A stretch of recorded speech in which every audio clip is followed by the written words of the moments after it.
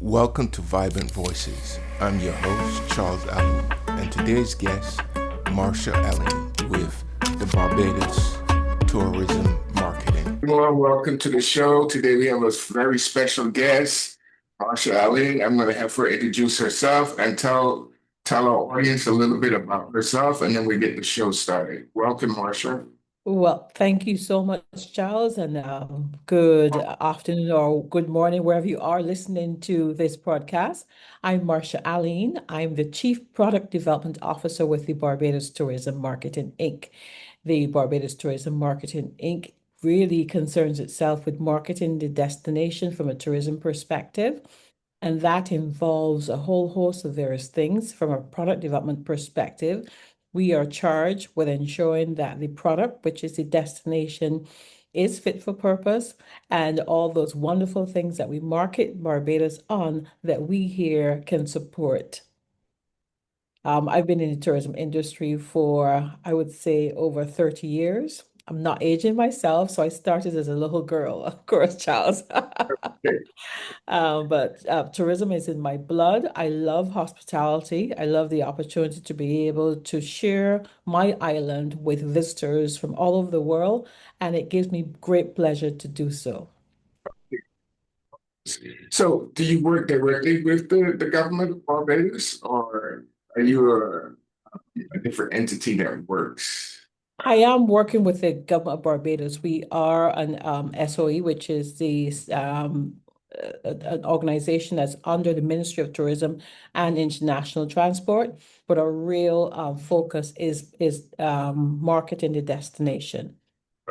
Okay, great. So, let me ask a question. Is there any new um, plans or programs that the government of Barbados is planning to introduce to expand tourism? Well, as you know, Charles, tourism is a really dynamic, multifaceted industry. It really is continuously evolving. There's so many different things that are happening on a continual basis.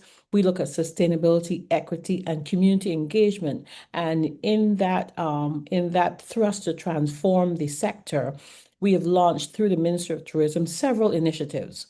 And one is the Barbados Attractions Competitiveness Study, which assesses the current attractions, the tourist reliance, evolving preferences, and the need for industry revitalization. You know, we say we need to assess, we need to reassess, and we need to revitalize the industry. And so this study really provides us with a strategy to increase the attractions that we have here on island, the quality of these attractions, and of course, the enhance the opportunities and the offerings so that we can look at bundling packages with regards to our attractions together and looking at international best practices as well.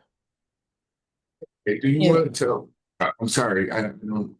no, please go ahead. You can ask the question Yeah, and then I'll okay, go on so and tell you some other things. Mm. okay, so are there any specific things like that you want to share with us that you guys are working presently on? Anything like on the island that, okay, you would say like if I'm planning a visit to the island, this is what I can look forward to. So one of the new programs that I would call is hot off the press is a dine with a Bayesian experience.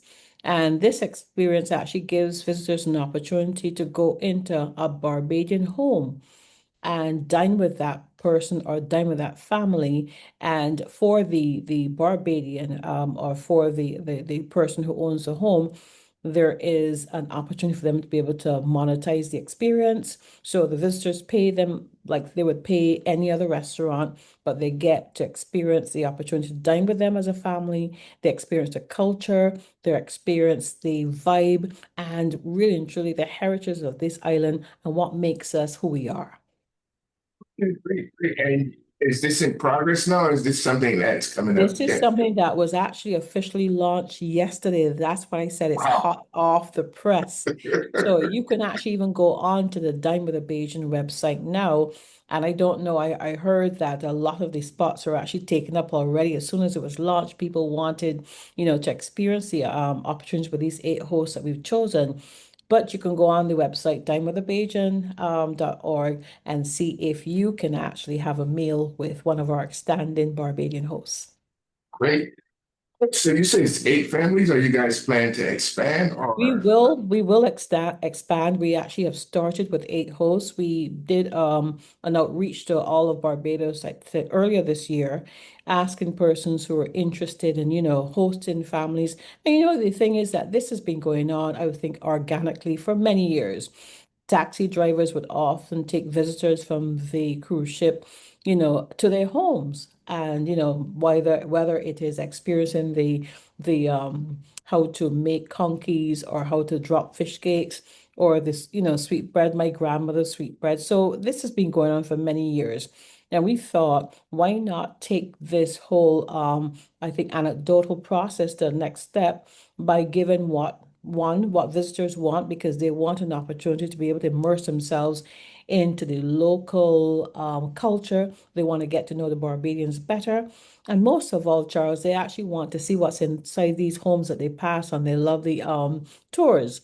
And we also wanted to be able to give the local Barbadians an opportunity to have a stake in the industry. And the ordinary Barbadians can know, open their homes and they actually get paid for it. So it's a win-win product.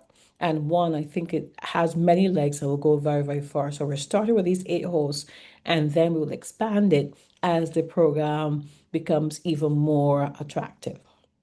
Guys, from what you're saying, I really love it because the individual is getting that authentic experience That's correct. with a Barbadian that you would not get ordinarily if you just stay at a hotel and just go to restaurants. At least you are speaking to a Bajan and you're having the food, you're seeing the food cooked right in front of you, and you're sitting at the table and getting that authentic experience. I love that. I love that whole concept. And I can see it being a really, truly successful, program. Yes. Once, folks hear about it, I know for once we're glad you know this podcast. Once we put it out there, Yes. individual can hear about it. And here in Los Angeles, where I'm at, I mean, I'd be glad to anywhere I go, any new functions that I go to, just to talk about that and share that experience with. Sure. We will make sure that we send some assets your way so that you can actually share it with your community. And of course, when persons from the diaspora come into Barbados, we are happy to have them be part of the program as well. Yeah, cool, cool. So let me ask you, staying with attractions, let's Mhm. let's talk about something that's popular on the island that people when they come there they can see. Like for example, I know there's the I think it's a tunnel that you go into and stuff. It, it, so you're talking about the George Washington tunnels, and that's a really interesting product that you would have actually highlighted, because there's a really good connection between the George Washington tunnels, the George Washington House, the George Washington Museum, and United States of America. In fact, this place where the tunnels actually exist and the buildings is the only place outside of Barbados, is the only place outside of USA that the your first president, George Washington, ever visited. I don't know if you knew that, but his brother Lawrence was, yes, his brother Lawrence was actually ailing, and his parents felt that the best place that he could come to coalesce and to experience the wonderful sea breezes and exuberant breezes, as we call it, and to get some opportunity for a respite is here in Barbados. So he and his brother came to Barbados somewhere in the 1700s, and it's in Barbados that George Washington would have met some influential persons who then later, when he came back to the US in Virginia, encouraged him to run for government, and that's how he became the first president of United States. My goodness, people are actually getting a history lesson right here. Yes, that's right.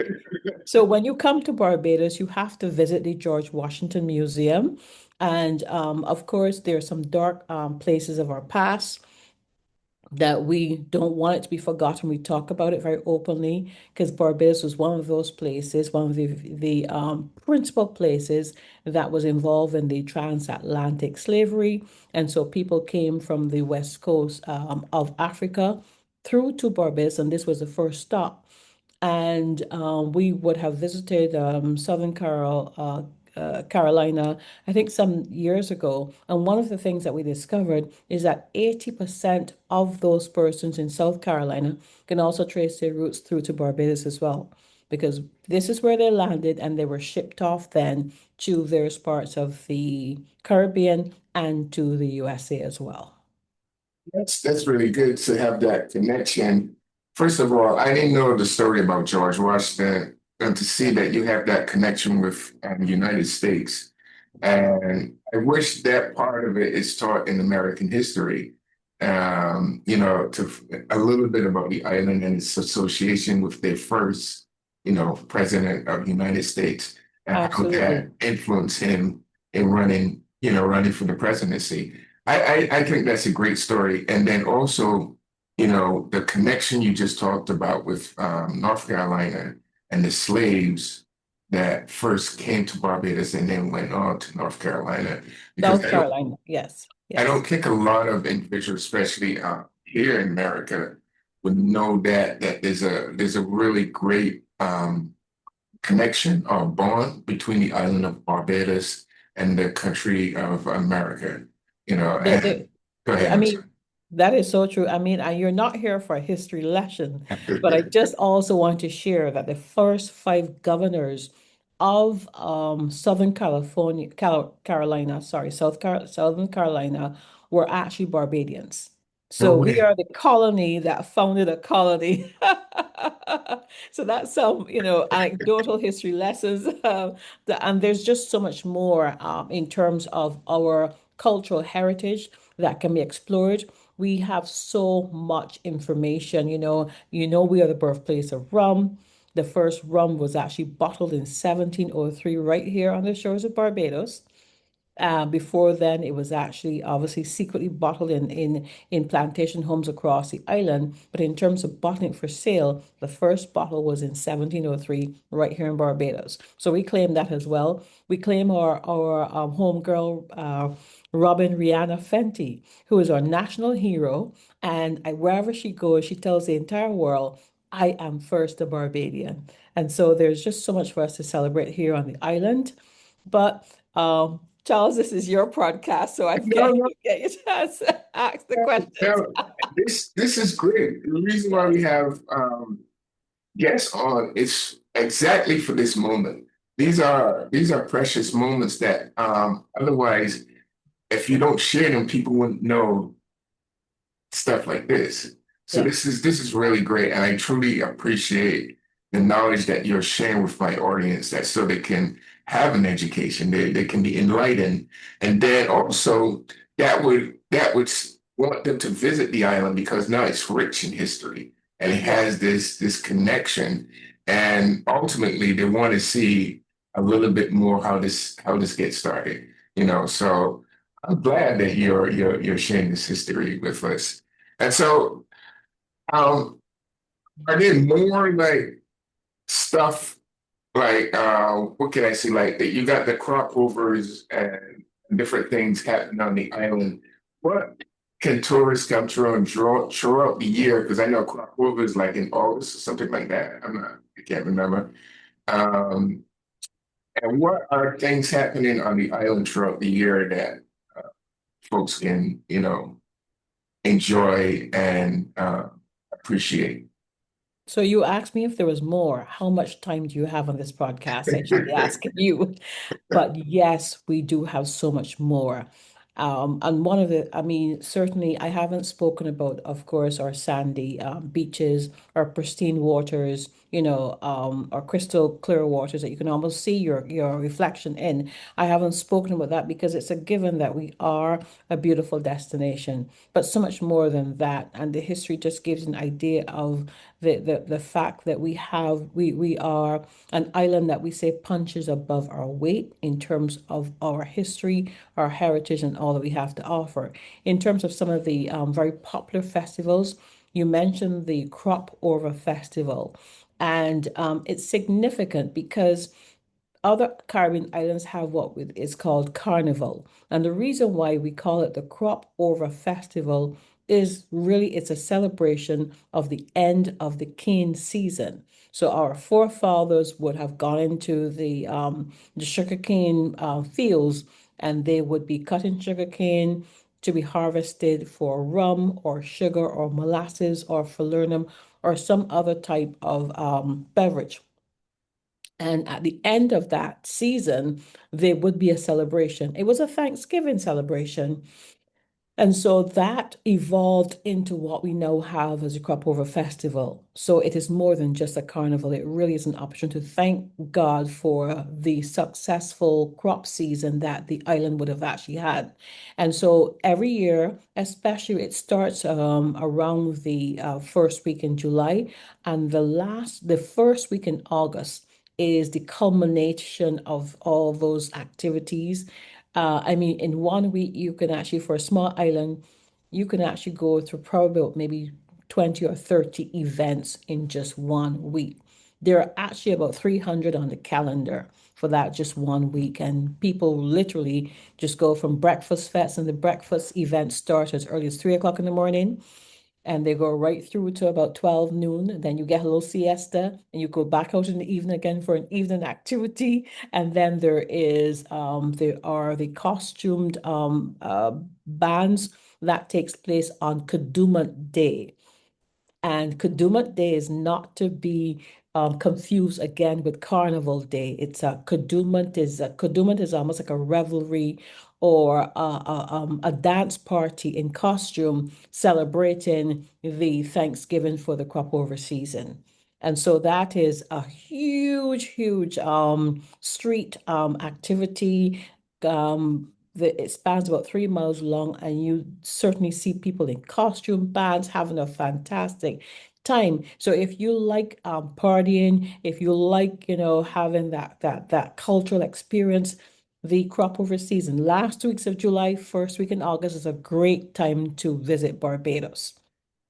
In Okay. addition to that, we also have the Food and Rum Festival. You remember, we are the culinary capital of the Caribbean. And so, if we are the culinary capital of the Caribbean, we have to celebrate our food and our culinary expertise. And so, you can get in Barbados from street food to haute cuisine, and everything in between is what I tell people all the time. So, this food festival actually and rum festival takes place either the last week of October or the first week of November. And it really is a showcase of all of our Barbadian delicacies, deconstructed, reconstructed, along with some international chefs that we have, traditional mixologists who then takes whether it's breadfruit or grapefruit or sorrel, and remixes it into the most amazing types of cocktails you can actually imagine or think of. And the food, Charles, the food, the food, the food. There are cooking classes, there are cooking demonstrations, there are very high-end type experiences as well that happens around that time. So, I mean, if you are missing the Food and Rum Festival, you're really and truly missing a small part of your lifetime experiences. And I would really encourage anyone you be there for that particular activity as well. Of course, we celebrate Gospel Fest that takes place at the end of May. We also have a jazz experiences, which is in October, and I really could go on with a number of different things. So, if you ask me, what's the best time to come to Barbados? I would say to you, anytime. You know why? Because there's always something happening in Barbados because we're always on. That's really good. So we just talked about the Rum Festival, and we talked about Crop Over and the Gospel Fest. Is this these are these events happening all over the island, or are they just in one location? So they are, I think the big, massive event will probably happen in one location, but they are, I would say, fringe events leading up to the main event that happens across the island because we try to be inclusive in whatever we do. And so, for instance, for the Crop Over Festival, you will see a buildup of events from Christchurch to St. Lucie, which is from one end of the island to the next. And so you don't have to have always be in the city to have the type of fetting experience. I mean, even our prime minister, who is known throughout the world, she has made the Forbes 100 list, I think, twice in her 7 years tenure, and she also has an exclusive event as well, which is well patronized. And so everybody gets involved in one way or the other with the Crop Over Festival. That's cool. All right. Let's talk a little bit, because I just brought up like stuff happening all over the islands. I know Absolutely. most the capital of Barbados is in St. Michael's, right? Yes, And Bridgetown. Yes. Bridgetown. And could you tell us just give us a brief little history of the island, how many parishes you got, and like the how the beaches and just I like give us like a little synopsis of the island. I And feel as though you're going to have to invite me back for a history lesson because there's so much. But we would have been home to the Caribs and then the Arawaks as well.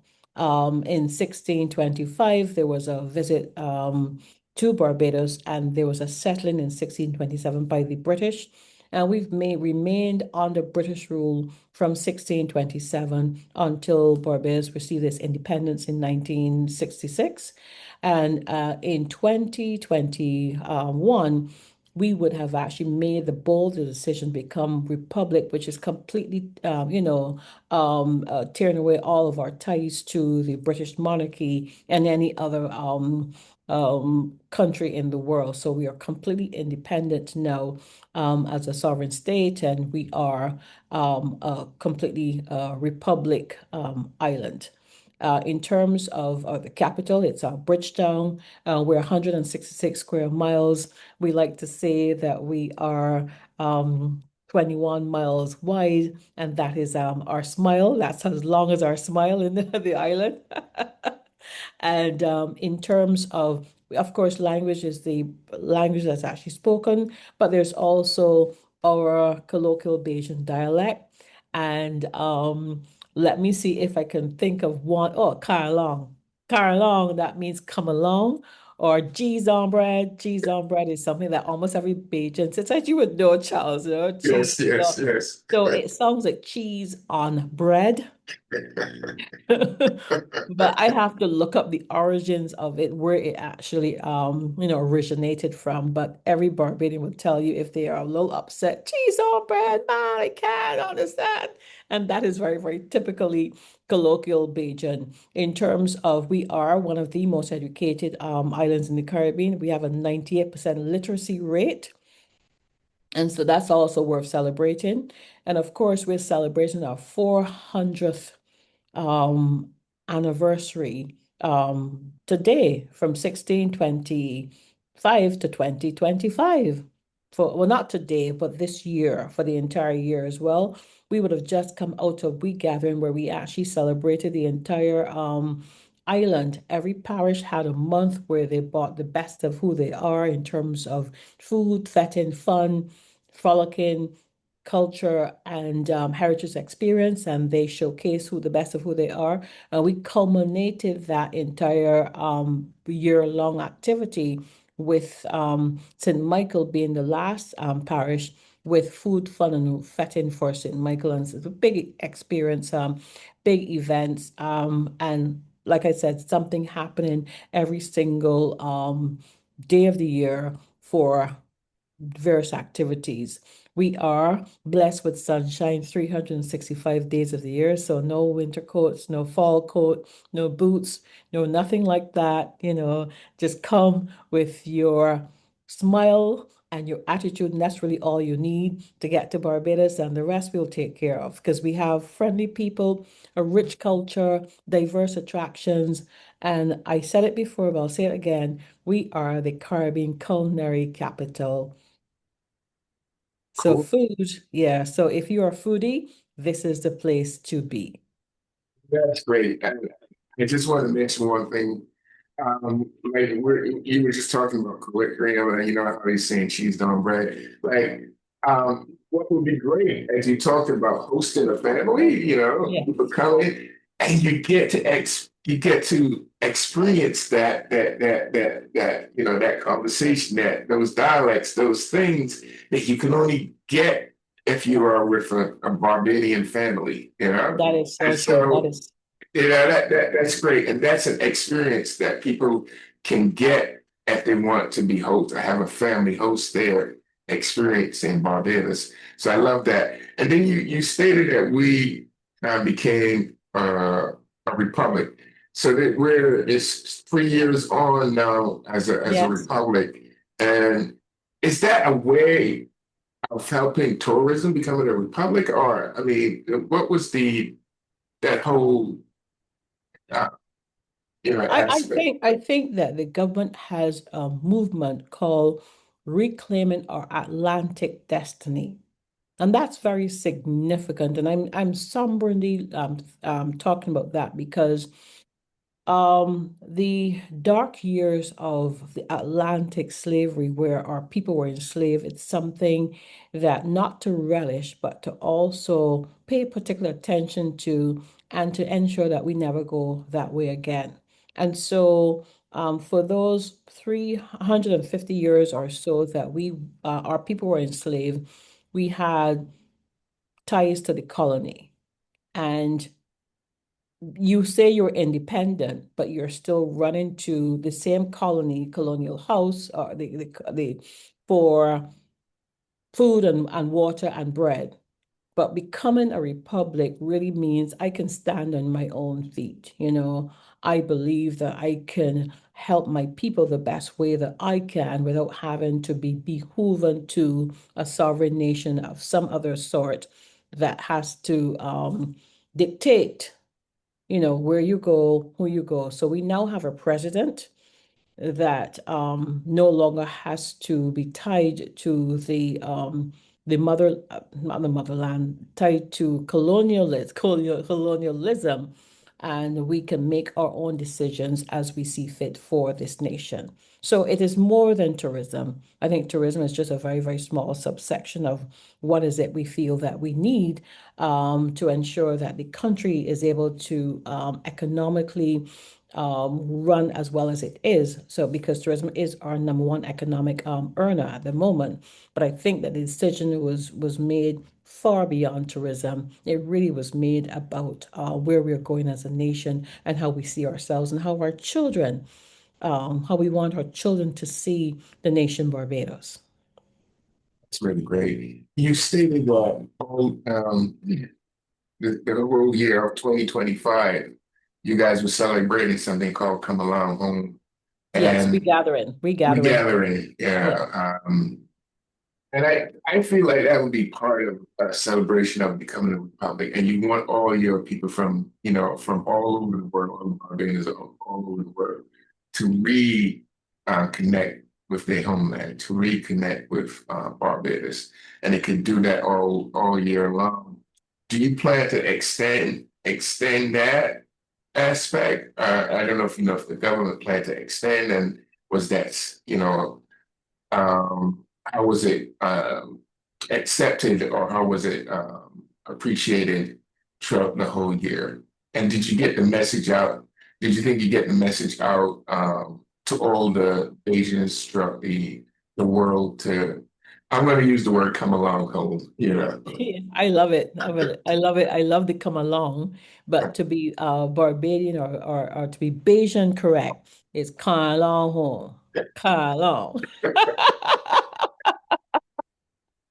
And to answer your question, we now are celebrating from January 2026 the road to 60.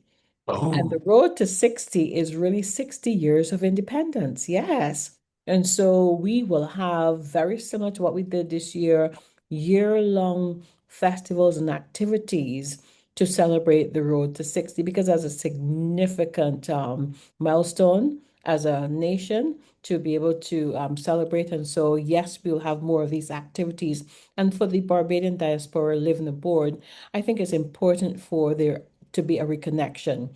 My sister has been away from the island over 30 years. And I think 3 years ago, she brought her daughter, her then 16-year-old daughter, to the island, who as a teenager was able to appreciate the island in a different way than she would have done as, 8 and 9. And this young lady said, I'm coming to Barbados to live. This is where I want to live. This is where I want to retire at 16 years old. Because then she was able to see it through completely different lenses, from an almost adult perspective. And so I would encourage those persons who are in the diaspora, similarly, bring your children along, bring your grandchildren along, and really introduce Barbados to them. Help them to rediscover their heritage, connect with their roots and who they are. People all over the world are searching for meaning, searching for belonging, searching for where their navel string is buried. And if you can help connect people through genealogy searches, through showing them the traditional games, traditional foods, traditional way of life, I think that will help us in being able to merge that generational gap, but even more importantly, to share with first, second, and third generation Barbadians that you have some place that you can truly call home, that this is where you belong. And I believe that that is what we want the diaspora to think about as they think about their next, vacation. Think about how you can come back to Barbados with your family, how you can reconnect, but how you can also be a part of history in that you can give back. Consider investment opportunities because there's so many of them. When you retire, don't you want to have a home that is full of sunshine, that's warm, that is engaging, that's hospital, that you can actually bring your family to say, this is where my base is. And we would want the diaspora to consider doing that as well, and giving back in some way, form, or fashion. Very good folks there. And I think people listening to that can appreciate your statement. So I'm glad that you made that. What are some of the we just talked about how beautiful and the history of Barbados is. Do you think there's any sort of misconceptions about Barbados that we should talk about, or that people oh, I heard this, and we just not we just want to clean that up. Yes, I would say two things. When I think about it, there's still a lot of Americans who think that Barbados is somewhere near Jamaica or in Jamaica, Oh, and really? that and that all Caribbean islands are alike. That is so not true. I mean, really, each of the Caribbean islands are completely unique, and Barbados is so unique compared to even neighboring islands as well.